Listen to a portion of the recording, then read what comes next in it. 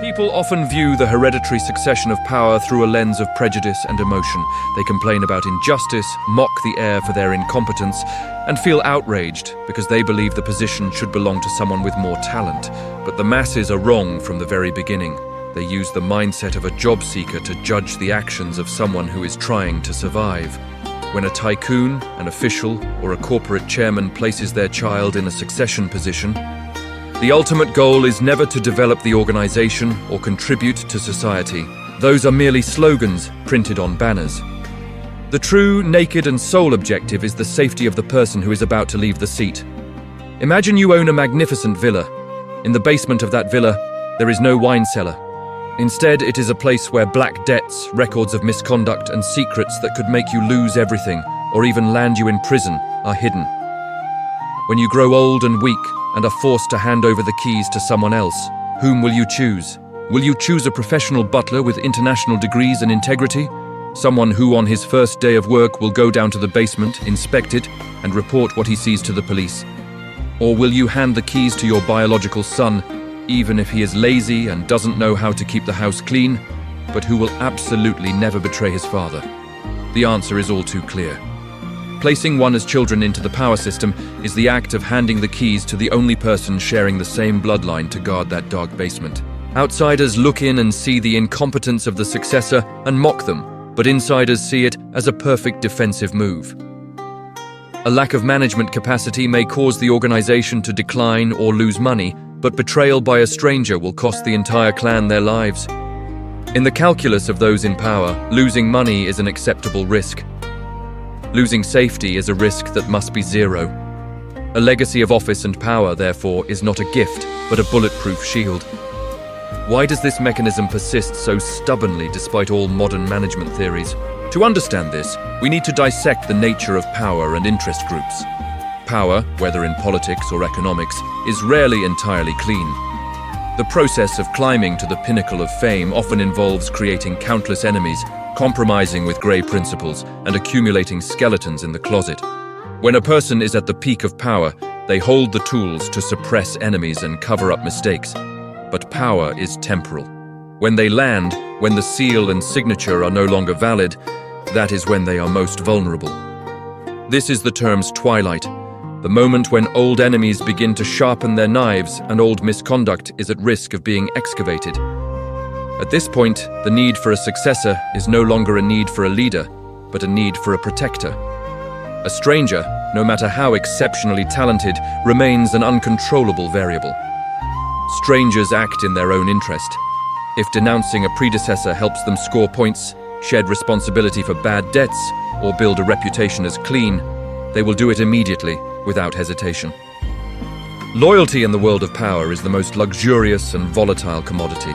Today's trusted disciple may be tomorrow's prosecuting witness. Conversely, a child is a safe variable. This safety does not stem from morality or love, but from a vital bond of interests, also known as biological symbiosis. The child enjoys the wealth and glory derived from the father's position, so they understand that if that pedestal collapses, their life ends as well. They cannot denounce their father because doing so would mean smashing their own rice bowl. Furthermore, the dark secrets of the previous generation are often directly linked to the origin of the assets the next generation is enjoying. Protecting the father is protecting the legitimacy of those assets. The psychology behind this behavior is an extreme fear of purges. When people have too much to lose, they become paranoid and defensive. They trust no one but their own blood.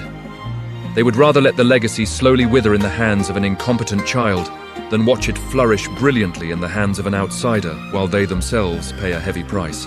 This is a trade-off, sacrificing operational efficiency in exchange for the preservation of life. In the eyes of the power holder, this is a high-priced but mandatory insurance investment. The system of nepotism is reinforced not because it is superior, but because it is the final bunker when the storm hits. Delving into reality, we see this picture is much more brutal and cold than what textbooks describe. Let us weigh two scenarios to see clearly why a stupid son triumphs over a talented outsider in the race for power succession. The first scenario involves empowering a talented person who is an outsider. This person has ability, vision, and most importantly, their own ambition. Upon taking power, the first thing they need to do is assert their own position. They do not want to live under the shadow of their predecessor. To prove they are better, the fastest way is to point out the mistakes of the one who came before. To clean up the apparatus, they are forced to cut out the tumors left behind.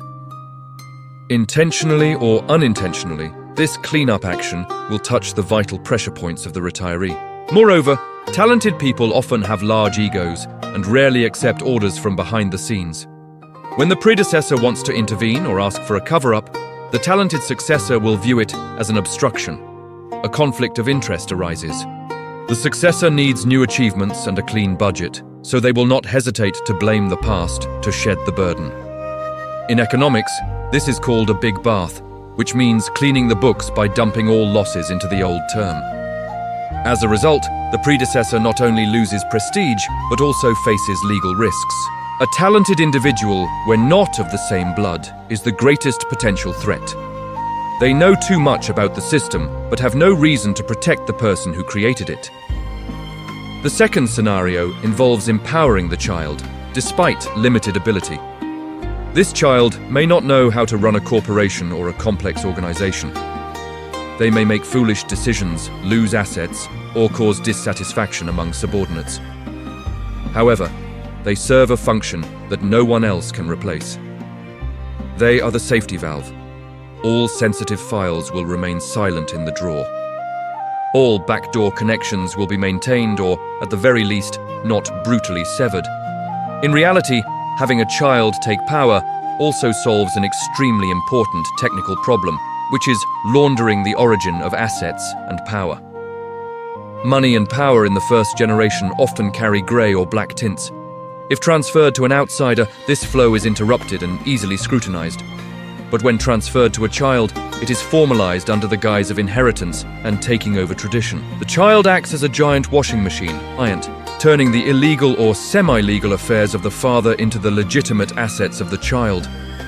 We also need to recognize an invisible trap that few notice, which is hostage-taking. When a father puts his son in the hot seat, he is not only protecting himself but also turning the son into a hostage of the system. The child is forced to enter the power game whether they want to or not. If the child refuses, the family loses its shield. If the child accepts, they must carry the sins of the father. An incompetent child is actually the safest choice for this scenario, because they are not smart enough to question and not brave enough to be independent, so they will obediently follow remote instructions from the father. They become a perfect puppet, holding the seat until everything is settled, or until the father passes away in safety. Reality also shows that, in many cases, the father knows full well his child is incapable. But they still push the child up because they need time.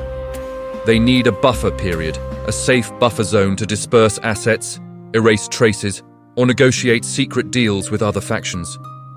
The child sits there like an under-construction sign, preventing strangers from entering the forbidden zone while the scene is being cleaned up. If an outsider were allowed in immediately, everything would be exposed. Therefore, the presence of the child, even as a figurehead, has immense strategic value in terms of time. Another equally ruthless aspect is the elimination of rivals. By promoting the child, the father sends a steel-clad message to subordinates. Do not even dream of this seat. This extinguishes the ambition of those below, forcing them to choose between submitting to the crown prince or leaving.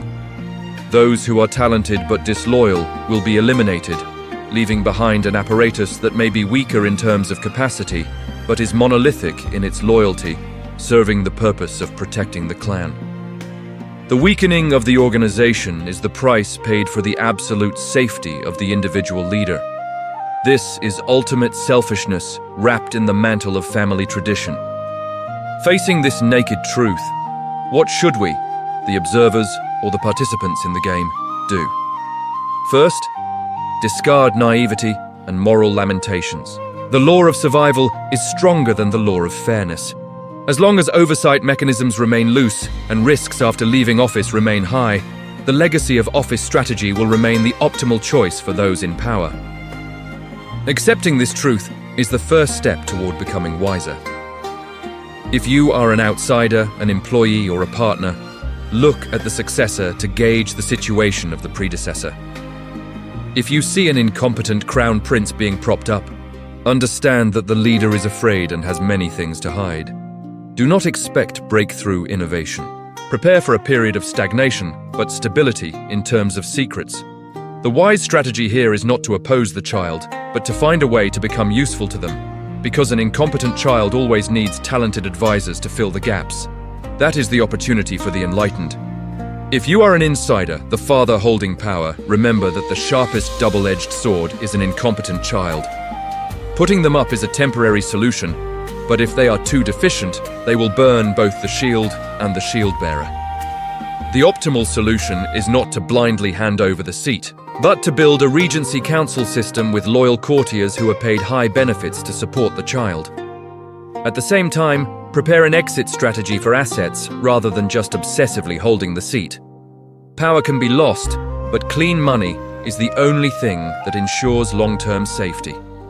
Ultimately, the nature of an inherited office is a risky transaction. The father sells the future of the organization to buy peace for his past. The child sells their freedom to buy ready-made power. It is a tragedy disguised under the aura of fame. Understanding this clearly, we see those hot seats are not thrones, but electric chairs equipped with a timer, where the person sitting on them has only one task: to keep the current from electrocuting the one who gave them life.